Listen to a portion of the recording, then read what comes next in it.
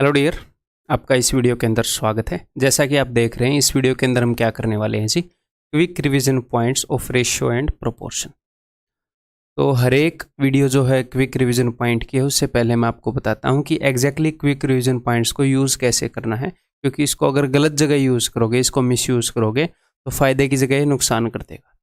ठीक है, जो क्विक रिवीजन पॉइंट हैं, these are not a replacement of multiple revisions. मैंने आपको क्या बताया है कि अगर आप रियल में सिलेक्ट होना चाहते हैं, आप रियल में एक बहुत ही बढ़िया रैंक लेना चाहते हैं, तो आपको क्या करना पड़ेगा, आपको अपने कोर्स के अंदर जो वीडियोस हैं और जो पीडीएफ्स हैं, इनको एटलीस्ट 3 बार करना पड़ेगा।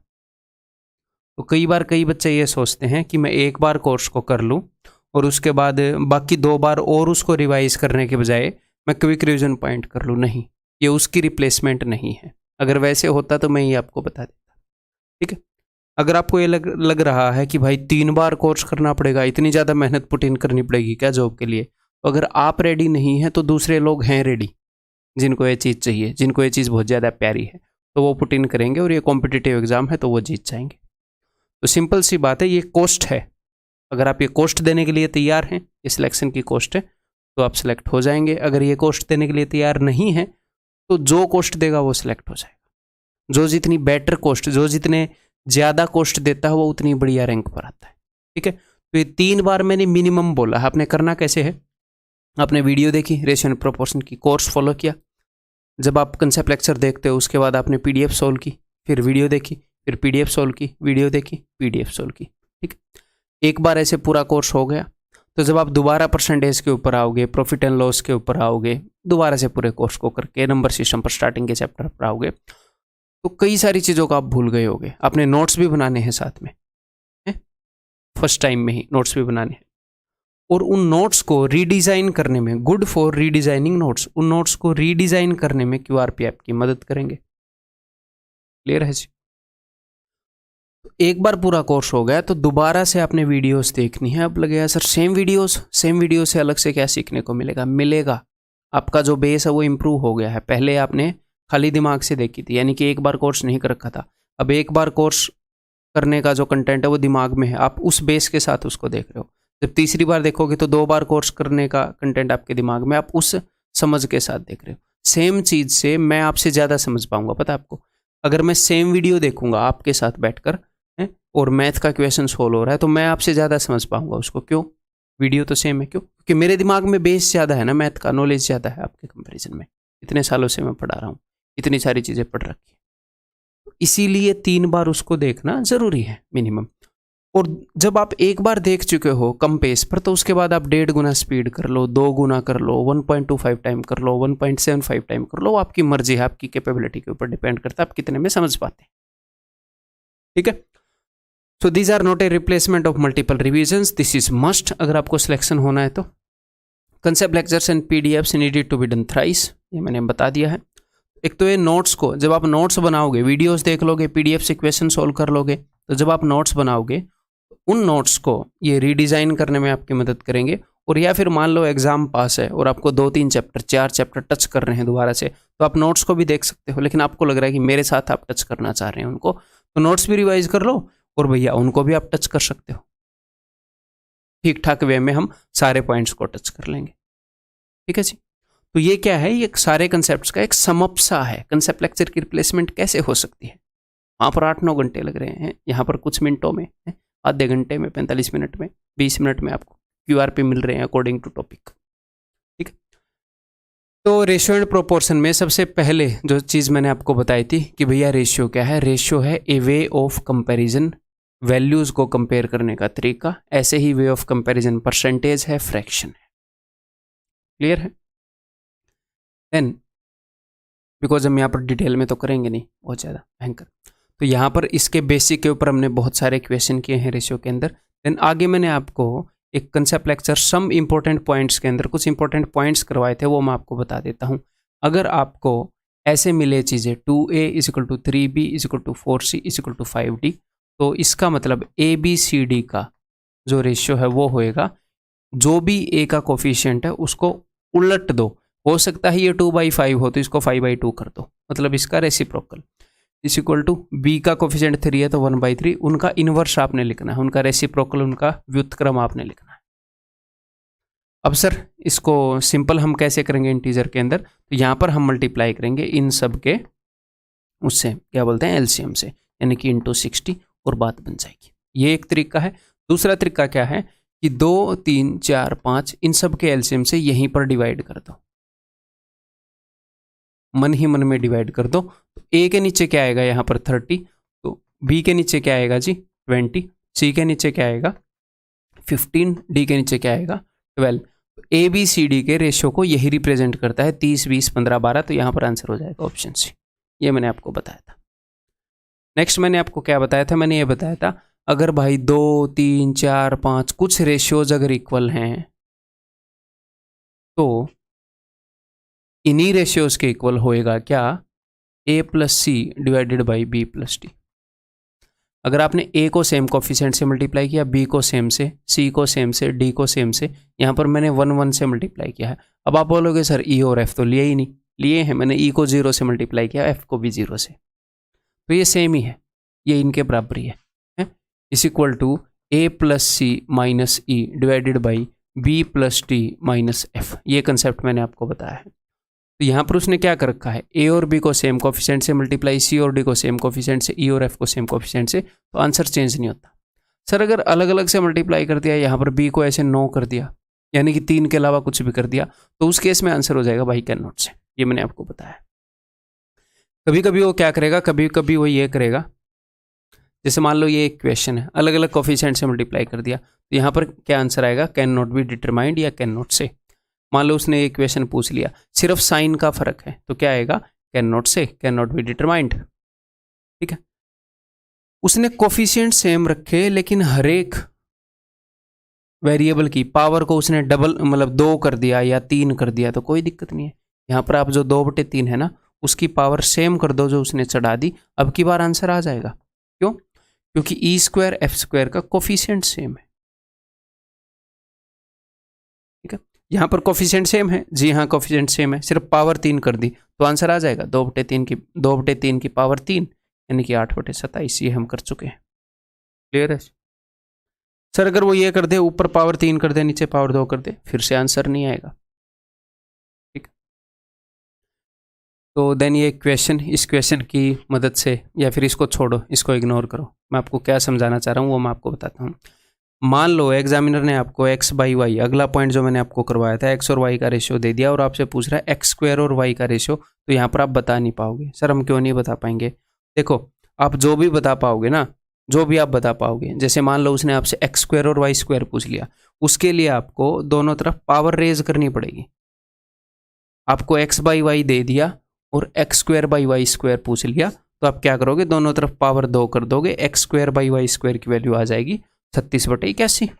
ये तो आप समझ गए। ठीक है, अब मैं आपको बोलूंगा कि अगर उसने आपसे ये पूछा है तो करो, पावर रेज करो,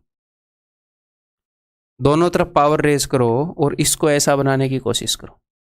भाई ऊपर अलग पावर रेज्ड है, नीचे अलग पावर रेज्ड है, तो यहां पर आंसर आएगा कैन नॉट से। आपके दिमाग में हो सकता है यहाँ पर मैं 4 रख दूं, यहाँ पर 9 रख दूं, नहीं, ऐसे बात नहीं बनेगी। ये 4 नहीं है, ये 4a और 9a, ऐसे ये रेशियो में है, इनका मल्टीप्लाइंग फैक्टर भी होगा। तो इसका आंसर क्या होगा, इसका आंसर होगा कैन नॉट बी डिटरमाइंड या कैन नॉट से। अगर रेशियो के अंदर रेशियो के एक हिस्से को अलग पावर रेज कर दी, दूसरे हिस्से को अलग पावर रेज कर दी, तो हम वो रेशियो नहीं निकाल पाएंगे। नेक्स्ट सर, अगर इस तरीके से हो एक्स स्क्वायर बाई वाई 4/9 और हमसे ये पूछा हो, तो हाँ ये आप निकाल सकते हो। क्यों सर, यहाँ पर भी अलग अलग पावर है।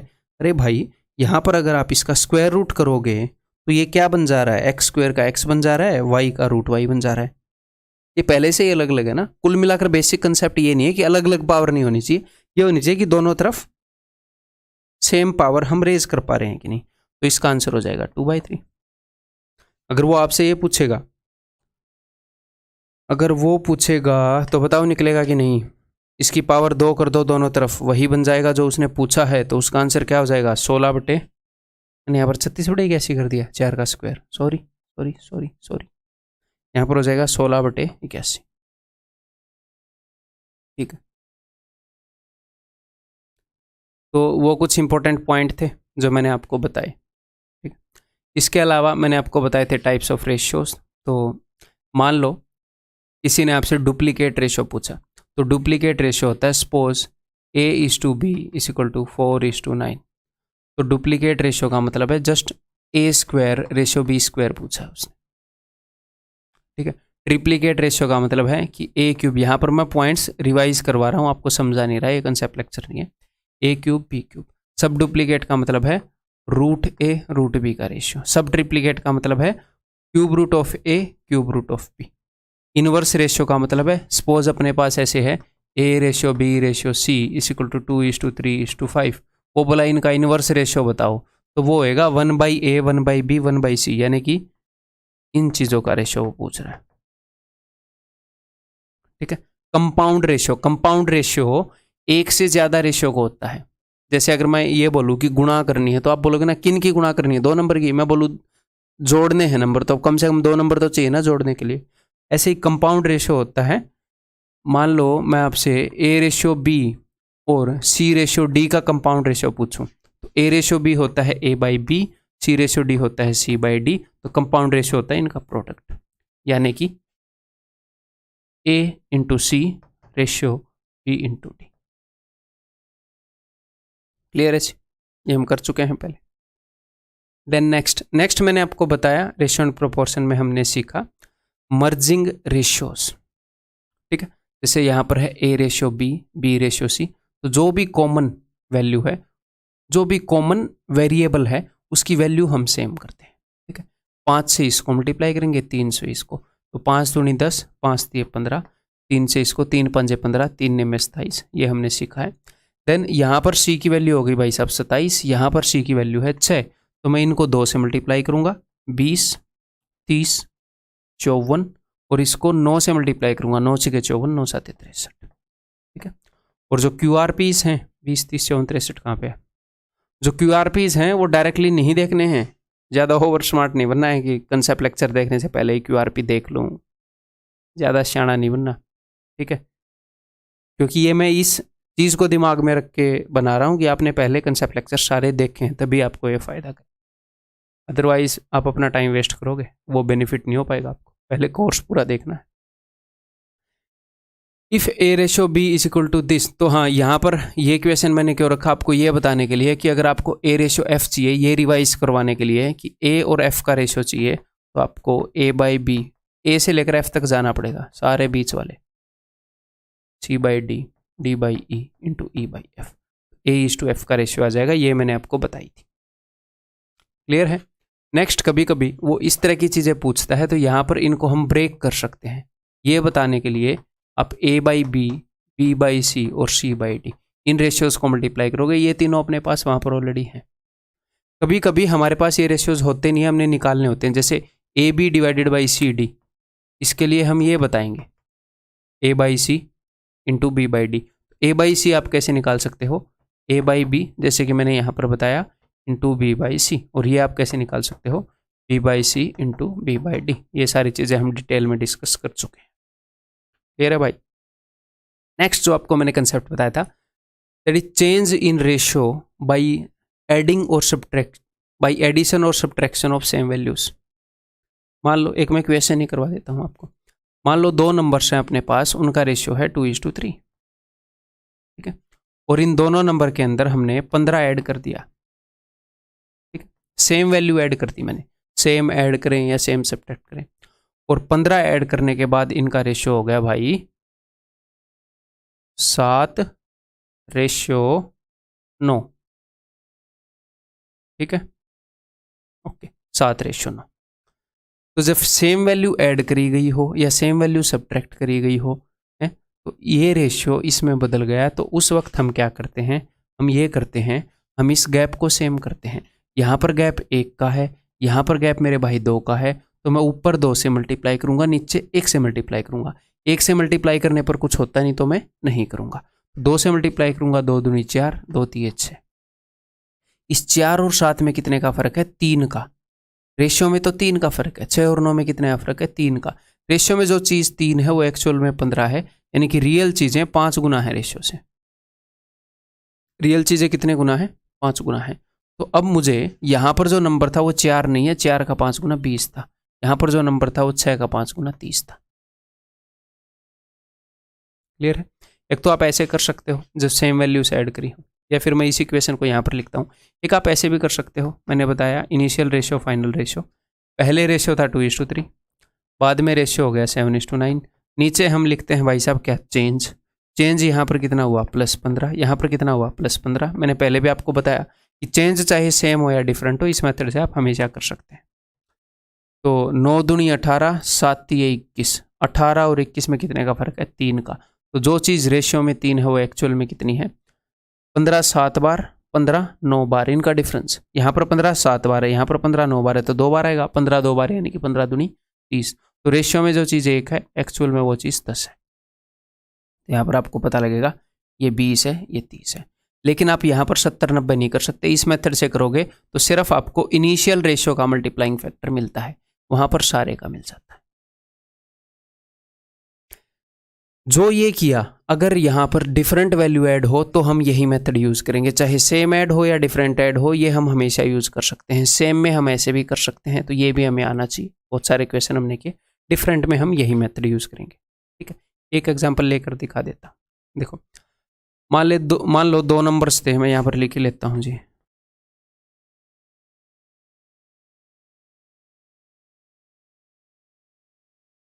दो नंबर्स हैं जो इस रेशियो में हैं। रुको, यहाँ पर मैंने कुछ और जोड़ दिया, और अब वो हो गए हैं इस रेशियो में। तो यार ऐसे तो हो ही नहीं सकता। अच्छा हाँ, मैंने अलग अलग ऐड किया है ना। 2 नंबर्स इस रेशियो में थे, हैं, उनके अंदर मैंने क्या किया, मैंने एक के अंदर 25 ऐड किया और एक के अंदर मैंने ऐड कर दिया सिर्फ 10। तो अब वो हो गए हैं इस रेशियो के अंदर। वो नंबर आपको दिखेंगे नहीं, टेंशन मत लो। ठीक है, अभी इक्वेशन बनाए। तो इस केस में अगर हमने निकालना है कि भैया नंबर पहले क्या थे या अब कितने हो गए, तो सिंपल सी बात है, अलग अलग चीज़ अलग अलग चेंज आया है, तो वही मेथड। 12 चौके 48, 48, 13 5 65। ठीक है, तो 48 एंड 65 का डिफरेंस, 65 एंड 48 का डिफरेंस कितना है जी, 13 नहीं 17। ठीक है, तो 17 यूनिट्स जो रेशियो में है वो एक्चुअल में कितने के बराबर है, अभी देख लेते हैं। 13 × 10 130, डिफरेंस हमेशा लेना है। 15 × 12 क्या होएगा, सॉरी 25 × 12, यहाँ से 4 उठाकर इसको दूंगा तो ये 100 बन जाएगा, यहाँ पर बन जाएगा 3। 300 और 130 का फर्क यानी कि 170। यहाँ पर कैलकुलेशन थोड़ी सी ज़्यादा होगी, जो नॉर्मली सम्स में होती है उससे ज़्यादा इस टाइप के में। तो रेशियो में जो चीज़ 1 है, एक्चुअल में वो 10 है, तो आपको इसका मल्टीप्लाइंग फैक्टर मिलता है, यानी कि वो नंबर 40 और 50 थे। अगर सर हमें बाद वाले नंबर चाहिए तो कोई दिक्कत नहीं है, 40 में 25 ऐड करने पर यही आया था ना 65, 50 में 10 ऐड करने पर यह आया था 60। ठीक है, क्लियर है? देन ये हिल गया था, फिर हिलती लगी मेरे को। चलो नेक्स्ट हमने रेशियो एंड प्रोपोर्शन में किया है प्रोपोर्शन एंड कंटिन्यूड प्रोपोर्शन। जब 4 number A B C D proportion में हो तो इसका मतलब है ए और बी का जो रेशियो है वो A/B = C/D। और एक और बात बताई थी, क्रॉस मल्टीप्लाई करोगे तो एक्सट्रीम 2 का प्रोडक्ट बीच वाले 2 के प्रोडक्ट के बराबर है। ये 2 चीजें याद रखनी है भाई साहब, प्रोपोर्शन में होने का ये मतलब है। जब 3 नंबर्स कॉन्टिन्यूड प्रोपोर्शन में हो तो इसका मतलब ये है कि A और B का जो रेशियो है वो B और C के रेशियो के बराबर होगा। अगर हम क्रॉस मल्टीप्लाई करें तो पता चलेगा एक्सट्रीम 2 का प्रोडक्ट बीच वाले के स्क्वायर के बराबर होता है। इस बेसिक जानकारी पर बहुत सारे क्वेश्चन इसके अंदर हो जाते हैं। एक और क्वेश्चन इसके अंदर आता है, किस टाइप का क्वेश्चन आता है बताता हूं मैं आपको। एक बार मैं सेट कर लूं, वैल्यूज को सेट कर लूं मैं एक बार।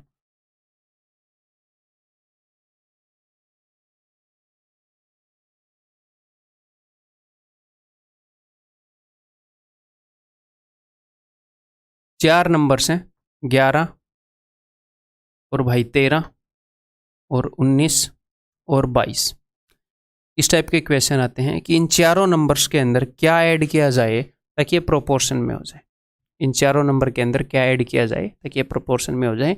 या कभी कभी क्वेश्चन आता है क्या सब्ट्रैक्ट किया जाए ताकि ये प्रोपोर्शन में हो जाए। तो मैंने आपको क्या बताया था कि आपको क्या करना है, अगर आपको वो नंबर चाहिए, मान लो वो नंबर x है जो इनमें ऐड करने पर इनको प्रोपोर्शन में बना देता है, तो उसकी वैल्यू होती है difference of products divided by difference of sum. ये चीज़ मैंने आपको बताई। सर किस किस चीज़ का प्रोडक्ट? एक टीम में जो नंबर होते हैं, अगर ये चारों प्रोपोर्शन में है तो एक टीम में ये नंबर है और दूसरी टीम में ये नंबर है। तो हम क्या करते हैं, हम करते हैं इसको सोल्व करने के लिए 11 × 22 माइनस 13 × 19 डिवाइडेड बाई, इन दोनों का सम कितना है? ये तो प्रोडक्ट का डिफरेंस हो गया। इन दोनों का सम है 33 और इन दोनों का सम कितना है भैया? 20 और 12 32 ना, 32। तो 33 माइनस 32 1, तो ये उत्तर आ जाएगा। इन दोनों में कुछ कॉमन है? कॉमन तो नहीं है। कॉमन नहीं है तो भाई सोल्व करना पड़ेगा। 11 × दिस विल बी 242 माइनस 19 थी है 5 19 और 5 247, तो ये आ जाएगा -5। अब आप बोलोगे सर ये तो -5 आ गया। प्लस माइनस की टेंशन नहीं लेनी, मैंने पहले भी बताया है। जो भी वैल्यू आई है सिर्फ वैल्यू पर फोकस करना है कि अच्छा 5, इन सब में 5 ऐड करने पर बात बन जाएगी। क्लियर? तो रेशियो एंड प्रोपोर्शन के अंदर इसके अलावा मैंने आपको एक छोटा सा कंसेप्ट भी करवाया है। कौन सा कंसेप्ट करवाया है? वेरिएशन। ठीक है, तो वो तो काफ़ी छोटा सा लेक्चर है, आपको वही देखना चाहिए, उसी में डिटेल में बताया है, ऐसे उसका कंसेप्ट रिवाइज नहीं हो सकता। हाँ, उसका छोटा सा कंसेप्ट ये रिवाइज कर दूं कि फॉर्मूला कैसे बनता है। अगर एग्जामिनर आपको ये बताए कि A is directly proportional to B and A is inversely proportional to C, ठीक है, तो हम जो फॉर्मूला बनाते हैं, जो डायरेक्टली प्रोपोर्शनल चीज़ें हैं वो अलग अलग जगह पर आती हैं ऐसे डंडे के। क्लियर है? और जो इनवर्सली प्रोपोर्शनल चीज़ें हैं वो डंडे के एक साथ आते हैं। A और C इनवर्सली प्रोपोर्शनल हैं तो एक साथ आएंगे। क्लियर है? तो ऐसे फॉर्मूला बनेगा। कंसेप्ट लेक्चर देखा तो समझ में आ जाएगा मैं क्या बोल रहा हूँ। तो रेशियो एंड प्रोपोर्शन में रिवाइज करने के लिए इतना ही है। यहाँ से अपने नोट्स आपने खुद बनाने हैं, जो मैं आपको कंसेप्ट लेक्चर करवा रहा हूँ वहाँ से। यहाँ से अगर कुछ हेल्प मिल जाए नोट्स को रीडिज़ाइन करने में तो वो हेल्प लिया करो। और कभी कभी ये लगे कि यार टॉपिक के मेन पॉइंट्स को टच करना है तो आप QRP देख लिया करो। ठीक है, अगले टॉपिक में मिलते हैं।